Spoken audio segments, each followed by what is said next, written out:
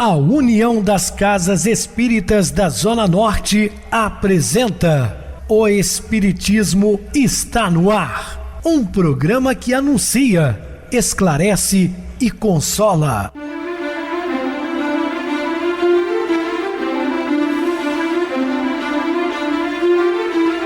Não se turve vosso coração. Credes em Deus, credes também em mim. Na casa de meu pai há muitas moradas. Se assim não fora, eu vou-los teria dito, pois vou preparar-vos lugar. O Espiritismo está no ar. Sintonize esta frequência. Pare, pense na vida, faça perguntas. Uma ótima noite para você, muito obrigado pelo carinho, pela sintonia. Rádio Clube FM, sua voz e a nossa voz. Estamos no ar de segunda a sexta, desde 2014, pela emissora. Depois passamos a atuar também pelo YouTube. O canal vai viver _melhor. Se inscreva, deixa seu like. Sua opinião é sempre importante para nós. Ou acessem o YouTube, digite O Espiritismo está no ar. Lá encontrarão vários programas, inclusive o do dia. Mando um abraço carinhoso, super especial, ao nobre ouvinte Juvenal Silva. Ele disse que recebeu o programa através de um amigo e começou a ouvir-nos. E continue, meu querido. Deus te abençoe, Jesus te ampare, também a sua digníssima família. Muito obrigado pelo carinho, pela sintonia. Recebo carinhosamente minha querida amiga, expositora espírita Isa Rita. Uma boa noite, seja muito bem-vinda. Boa noite, Pedrosa, boa noite a todos os ouvintes. Mais uma vez aqui, hoje estamos juntos para estudar o caminho traçado por Jesus, com um coração cheio de amor e de gratidão. E vamos ao programa. Sim, Isa, vamos ao programa, hoje falando sobre donativo do coração. Dúvidas? Entre em contato conosco, ligando para a Clube FM, que é 0 operadora 32 3211 5697. Quer falar comigo? 98801-2675. O e-mail, o espiritismo está no ar, @hotmail.com. Interajam conosco, façam perguntas, tirem dúvidas, podem dar sugestões ao programa. Estamos sempre à disposição de todos os ouvintes. Vamos agora para aquele momento muito especial que é o nosso momento de oração. Sintonize esta frequência. O Espiritismo está no ar. Momento de oração. Ó Deus, preciso de um ânimo consolador, vigoroso, que me preenche o ser e não me deixe abater frente às dificuldades. A falta de ânimo traz ideias destrutivas, leva-me ao cansaço, à desilusão, ao nada. Quando o ânimo chega, é como a luz e um perfume que vem transportando o prazer de existir. A esperança antes submissa e derrotada reergue-se, rasgando os céus da prostração e da ignorância.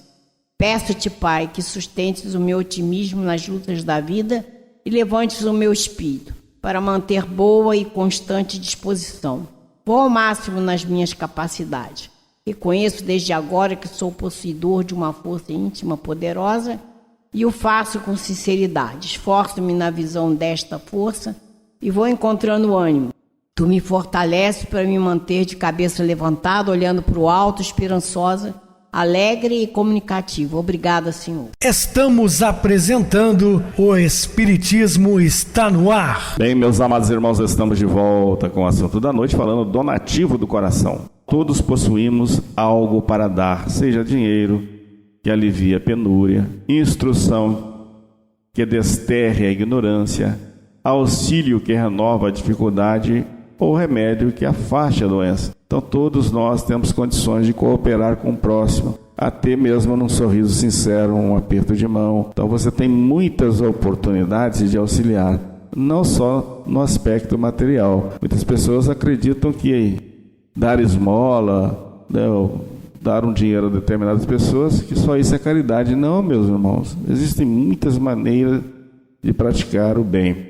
Existe, porém, uma dúvida que todos podemos compartilhar indistintamente, com absoluta vantagem para quem recebe e sem a mínima perda para quem dá. A verdade é que aquele que dá está investindo no próximo, mas em si mesmo. Recordando mais uma vez a mensagem deixada em homenagem a Francisco de Assis, é dando que se recebe. Referimos-nos à bênção da coragem. Quantos terão caído de altos degraus do bem, no ápice da resistência ao mal, por lhes faltar calor humano através de uma frase afetuosa e compreensiva? Então nós temos que amparar também, não é porque a pessoa é religiosa que ela não tenha problemas, né? Não é porque ele é um padre, né, um sacerdote católico, um pastor evangélico, um palestrante espírita, que a pessoa não tenha problema. Todos nós temos, e muitas vezes precisamos do afeto, do verdadeiro companheirismo. Quantos terão desertado de sua tarefa enobrecedora, com evidente prejuízo para a comunidade, precisamente na véspera de vitorioso remate, unicamente por lhes haver faltado alguém que lhe suplementasse as forças morais periclitantes com o socorro de um gesto amigo? Olha, meus queridos irmãos, isso é duro, lamentável, né? Quando você conta com alguém especial na sua vida para um evento que você julga de grande valia e essa pessoa não dá a mínima satisfação, é frustrante. Eu já vivi isso. Depois você vai entender, mas naquele momento realmente é ruim, né? Principalmente a presença de um familiar querido, um ente querido, e que você conta, né, com a presença dele e simplesmente descarta. E quantos outros tombam diariamente na frustração ou na enfermidade, tão só porque não encontraram senão azedume e pessimismo na palavra daqueles que estão intimados à convivência? Verdadeiros inimigos dentro do próprio lar, jogando a pessoa cada vez mais num buraco. Ao invés de dar as mãos e auxiliá-los, não. Ficam ali o tempo todo, denegrindo a imagem daquele ser cansado, esgotado, né? Perdido. Nós somos responsáveis por isso. Aí eu volto também a falar daquele pedinte que humildemente vai à sua residência, toca a campainha, pede um prato de alimento, pede um agasalho, um donativo qualquer, e você dá, mas ao mesmo tempo passa uma lição de moral. Olha, você está muito forte, você tem que trabalhar. Entende? Assim se conquista as coisas. A pessoa já está na mendicância, numa situação humilhante. Aí você vai fazer, é melhor não dar. Então você diz assim, olha, eu não tenho no momento, eu passo outra hora. Isso é um gesto gentil do que você falar dessa forma, porque a comida vai fazer até mal. Então não dê, poxa. Para que humilhar pessoas? Não te armes apenas de recursos materiais para combater o infortúnio. Aprovisiona-te de fé viva e esperança, compreensão e otimismo, para que teu verbo te faça lume salvador, capaz de reacender a confiança de tantos companheiros da humanidade que trazem o coração no peito a afeição de lâmpada morta. Foi o que eu falei há pouco. Então a caridade não são coisas apenas materiais, muito pelo contrário. Às vezes a pessoa precisa apenas de desabafar, falar dos seus problemas, então você tem que moralmente oferecer os ouvidos. Nós temos que seguir as orientações deixadas por Jesus. Não deixes para amanhã o momento de encorajar os irmãos do caminho no serviço do bem. Então não deixe, meu irmão, para depois. Faça isso hoje mesmo.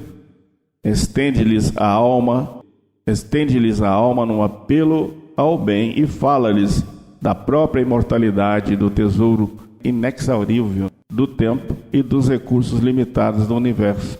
Induze-os a reconhecer as energias infinitas de que são portadores e auxilia-os a descobrir a divina herança da vida eterna que lhes palpita no imo do Espírito, ainda mesmo quando estirados das piores experiências. Então é muito bom você elevar o moral de determinadas pessoas, mostrando que a vida continua, né? Que esse momento ele é transitório, passageiro, de dificuldades, que males não duram para sempre.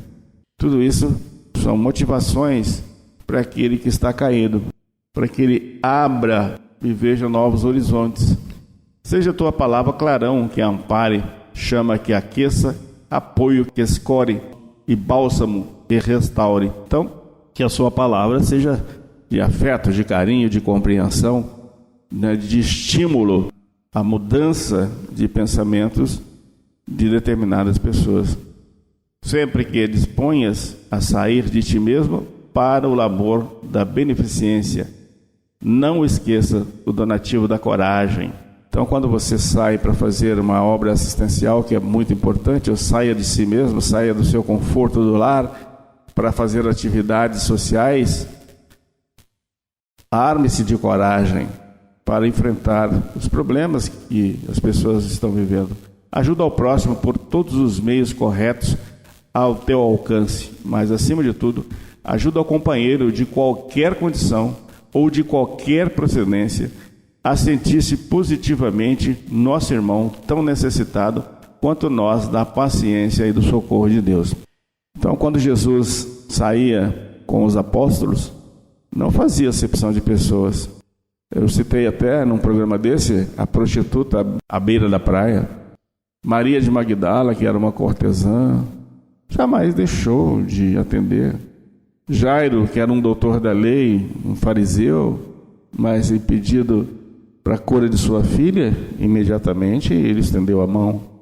O oficial romano, que era uma autoridade que naquela época dominava o povo judeu, Jesus foi atendê-lo de imediato.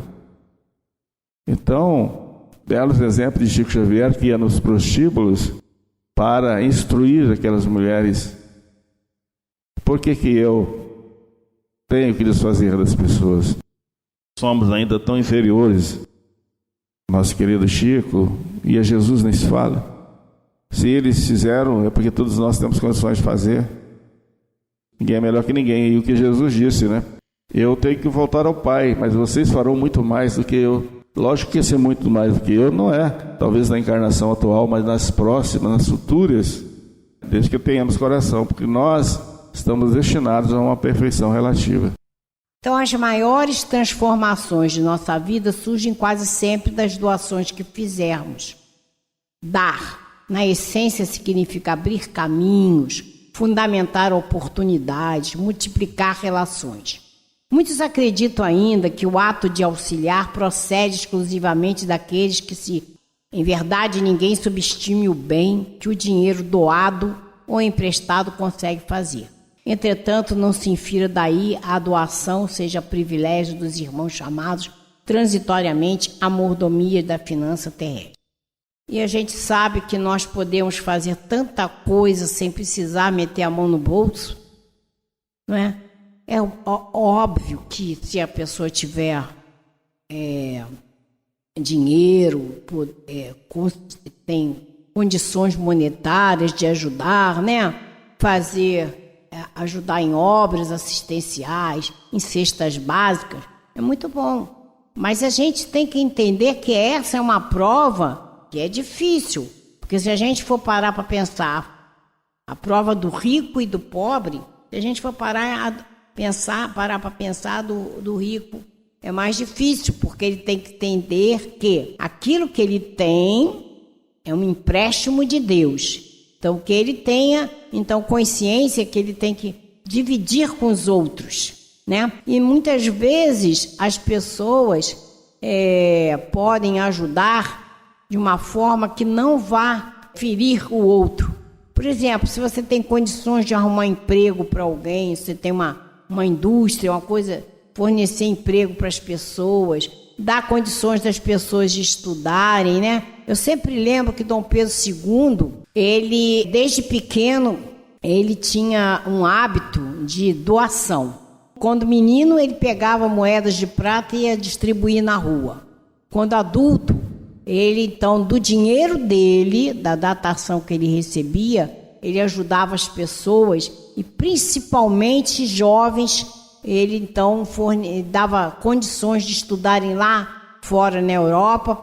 Ele pagava a viagem, a manutenção dos estudantes, depois os trazia de volta e os empregava.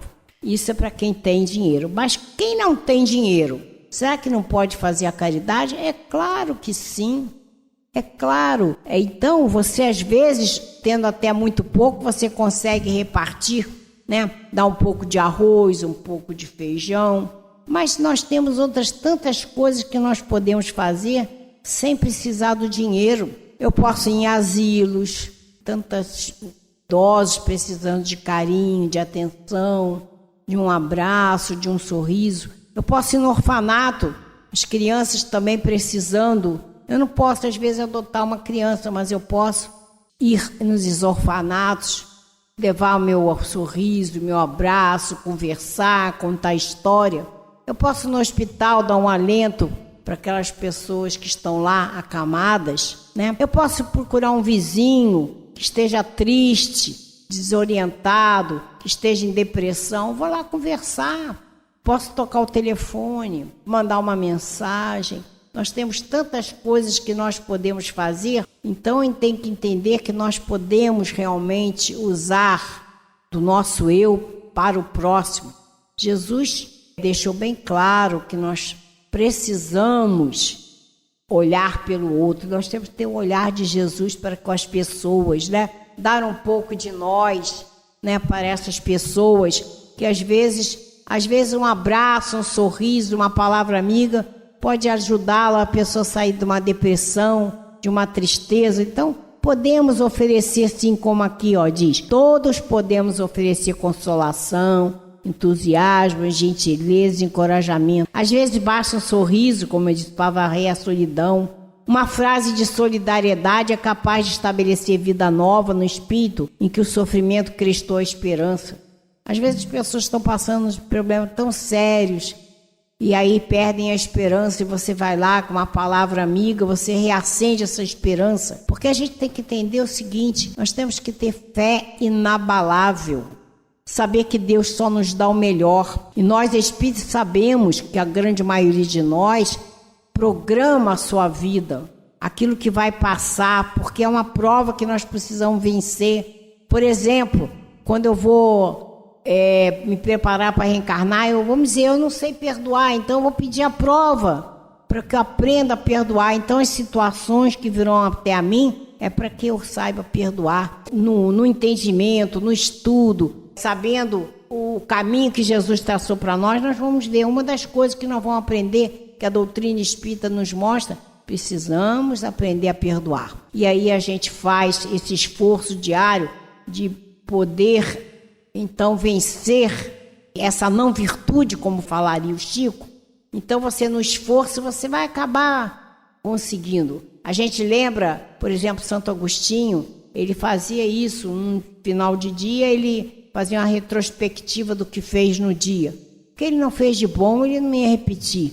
O que ele fez de bom, repetiria. Mas aí é você tomar consciência: eu hoje não soube perdoar, mas amanhã eu vou me esforçar. Vai chegar um momento que você vai conseguir fazer com que as virtudes que estão latentes em você, elas se sobressaiam, né? E Jesus disse que nós temos o reino de Deus em nós. São as virtudes. E nós precisamos fazê-las brotar para fora, aflorar para nós e para as pessoas que estão à nossa volta. Então, a rigor, todas as virtudes têm a sua raiz no ato de dar. Então é isso aí. Fora da caridade não há salvação. Então é o maior bem que a gente pode fazer para nós e as pessoas que estão à nossa volta é realmente se doar. Beneficência, doação dos recursos próprios, paciência, doação de tranquilidade interior, tolerância, doação de entendimento, sacrifício, doação de si mesmo. São coisas que nós temos que treinar no nosso dia a dia, começando com a nossa família, para a gente ter condições de fazer com a família universal. Toda dádiva colocada em circulação volta infalivelmente ao doador, complementada de valores sempre maiores. Quem deseja imprimir mais rendimento e progresso em suas tarefas e obrigações, procure ampliar os seus dispositivos de auxílio aos outros. Então, isso aí, se a gente quer o bem, nós temos que fazer o bem, né? Procurar ampliar os seus dispositivos de auxiliar os outros e observará sem delonga os resultados felizes de semelhante cometimento. Isso ocorre porque, em todo o universo, as leis divinas se baseiam em amor, no que no fundo é a onipresença de Deus e em doações eternas. Em qualquer soma de prosperidade, paz, realização e plenitude, o serviço ao próximo é a parcela mais importante, a única, aliás, suscetível de sustentar as outras atividades que compõem a estrutura do êxito. Então é isso aí. Nós, para progredirmos, nós temos que nos melhorarmos e a gente tem que entender que essa ação nossa de querer melhorar tem que estar associada a fazer o bem. Não tem outro caminho. Vou repetir, fora da caridade na salvação. Se nós queremos melhorar, nós temos que nos doar, né? Como disse o Pedrosa, é dando que se recebe. Aprendemos isso com Francisco de Assis. Então, dado que possas e tenhas, do que desejas e representes na convicção de que a tua dádiva é investimento na organização crediária da vida, afiançando os saques de recursos e forças dos quais necessites para o caminho. Dá e dar-se-te-á, ensinou no Cristo de Deus. Unicamente pela bênção de dar é que a vida de cada um de nós se transformará numa bênção. Eu vou trazer aqui um exemplo de vida, né? Que eu tenho. Quando pequena, nós tínhamos muita dificuldade financeira, né? Meu pai fazia tecelão e minha mãe, na lida de casa com 3 filhos, à noite ela costurava, bordava, né? Até altas horas da noite para nos ajudar, né? No sustento dos 3 filhos. Então, chegou uma época na nossa vida, que nós morávamos numa vila, veio uma menina, não esqueço até hoje, né? A menina ainda devia ter uns 12 anos, bateu lá em casa pedindo café. E aí a minha mãe pegou, fez um pão para ela, que naquela época, né, a gente pequena era manteiga que a gente usava, deu um pão com manteiga para ela. Passou 2 dias, ela trouxe outro irmão, passou mais um pouquinho. Então, no final das contas, durante mais de 2 anos, todos os dias na calçada da nossa porta ficavam 4, 5 crianças, né? As pessoas da vila ficavam assim, puxa, a irmã Paula aí trazendo essas crianças, né? Que é tudo pobrinho, né? E nós também éramos pobres, mas as pessoas ficavam, né? Com preconceito. E a minha mãe, durante muitos anos, fez isso. E aí, depois nós mudamos, né? De lá, melhoramos de vida, mas a minha mãe continuou fazendo outro tipo de caridade. Mais uma vez, eu fazendo palestra, eu estava até no ID, estava fazendo palestra sobre caridade, sobre o óbolo da viúva, e de repente, já adulta, me lembrei da minha mãe, né? Que ela fazia, com todas as dificuldades que nós tínhamos, né? Eu pensei na hora, bom, fome a gente não passava, e talvez a minha mãe, né? Não sei qual seria a atitude dela se nós tivéssemos dificuldade de ter comida no prato, né? Então, cheguei em casa e perguntei, mãe, me lembrei de que a senhora fazia quando eu era pequena. Como a senhora conseguia? Ela falou, minha filha, aparecia mais costura, mais bordado, e ela ia conseguir suprir aquela, vamos dizer assim, aquela parte que ela fazia para doação, né? E eu cresci assim, ela e as amigas, né? Quando uma delas, o marido ficava desempregado, elas iam na feira, todas com dificuldade, mas deixava lá uma saquinha de alimento na casa da amiga. Então isso para nós é muito importante que os nossos filhos vejam que nós temos essa atitude de doação, porque a gente sabe que falar é uma coisa, mas o exemplo é primordial. Então que a gente tenha em mente, né, essa vontade de sempre ajudar, né, ajudar as pessoas, e ninguém pode julgar, como Pedrosa falou, como eu vou julgar? A pessoa vai trabalhar, você vai humilhar aquela pessoa? Principalmente agora, nós estamos vivendo momentos muito difíceis, né? As pessoas querem emprego e não têm. Então, a gente tem que fazer a nossa parte, sim. Sem julgamentos, né? Porque a gente precisa entender que nós precisamos nos doar. Se não pudermos doar de forma material, que seja de forma amorosa, com palavras, com abraços, sorrisos, palavras amigas, porque é isso que nós precisamos uns dos outros, né? E Jesus está aí nos orientando sempre. Por isso é bom estar fazendo o que estamos fazendo, estudar o caminho traçado por Jesus, para a gente aprender e seguir. É isso mesmo, exercendo e traçando o caminho deixado pelo mestre Galileu. Vamos agora para o intervalo musical e a seguir a nossa oração final.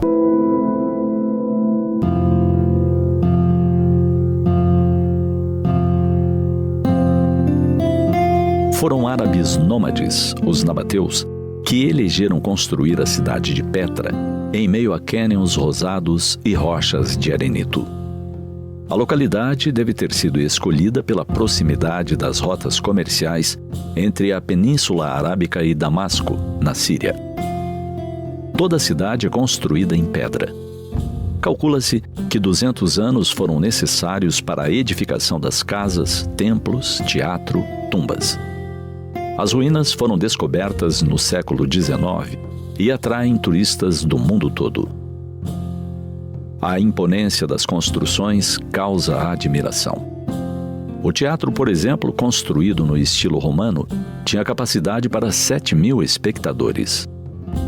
As ruínas do que teria sido um luxuoso spa, com piscinas de água quente, fria, sofisticado sistema de aquecimento, causa espanto. Não menos extraordinários, os reservatórios e filtragem de água, canais abastecendo a cidade o ano inteiro. Contemplando tanta engenhosidade, trabalho artístico, urbanismo e os cuidados com a segurança, cogitamos como algo tão espetacular desapareceu nas areias do tempo. A história registra que entre os anos 64 e 63 a.C., os territórios nabateus foram conquistados pelo general Pompeu e anexados à República Romana. O domínio do Império Romano, com uma forte pressão econômica, gradualmente fez com que o comércio dos nabateus entrasse em declínio. No século III, Petra não estava mais nas rotas comerciais e sua economia ficou cada vez mais decadente. Porém, o que determinou o fim da cidade foram 2 terremotos, nos séculos IV e VI, que a destruíram. Nesse momento, ela foi abandonada.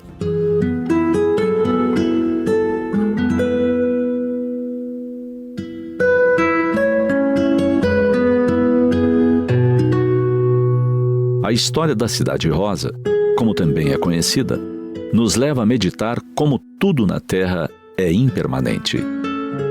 Impérios, soberanias, monumentos estupendos, luxo e poder. Tudo perece.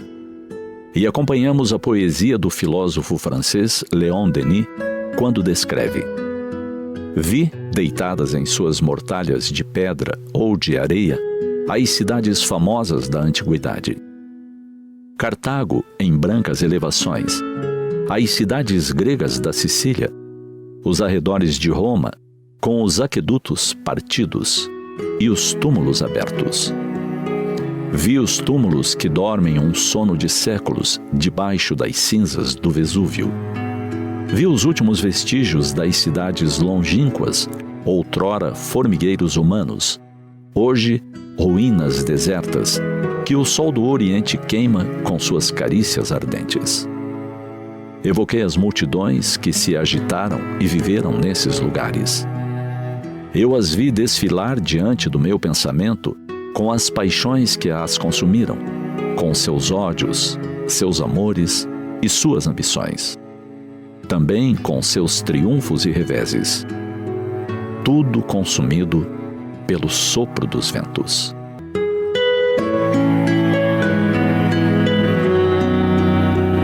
Somos espíritos imortais. Vivamos como tal. Tudo passará. Mas quando chegar a nossa hora de partir, permitamos Deus que possamos levar uma boa bagagem conosco. Que possamos dizer que nossa passagem pelo mundo não foi estéril. Que contribuímos para diminuir ao menos uma dor. Que esclarecemos ao menos uma inteligência em busca da verdade. E que tenhamos reconfortado ao menos uma alma vacilante e angustiada.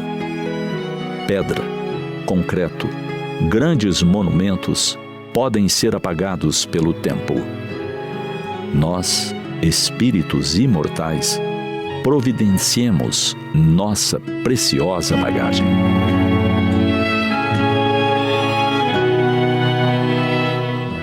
Sintonize esta frequência. O Espiritismo está no ar. Momento de oração. Senhor Jesus, Mestre Divino, Há momentos na vida que nos recolhemos com problemas por vencer. Mas nessas ocasiões é que temos que ter forças para superar os obstáculos temporários, porque não há males que durem para sempre. Confiamos em Ti, na Sua bondade, na Sua misericórdia, e temos a certeza que dias melhores virão. Paz a todos, que o Senhor nos abençoe.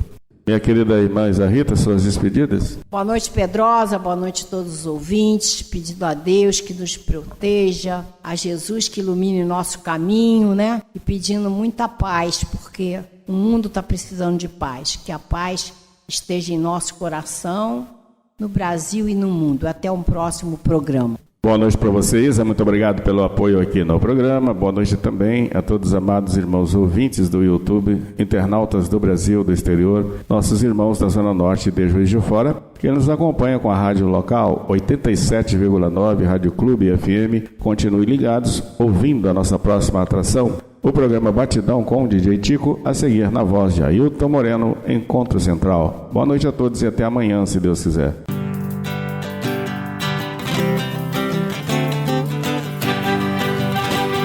A União das Casas Espíritas da Zona Norte apresentou O Espiritismo Está no Ar, anunciando o Evangelho de Jesus, esclarecendo sua mensagem, consolando corações. Olhe pro céu e descubra imagens de luz. Sinta em Jesus o amor todo que Deus te deu.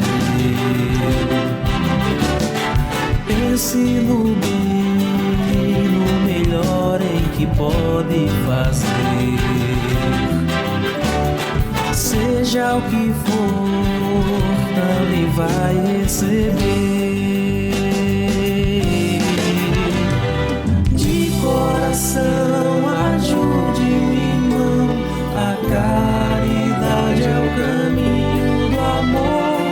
Faça ainda que possa sofrer, pois bênçãos de Deus há de ter.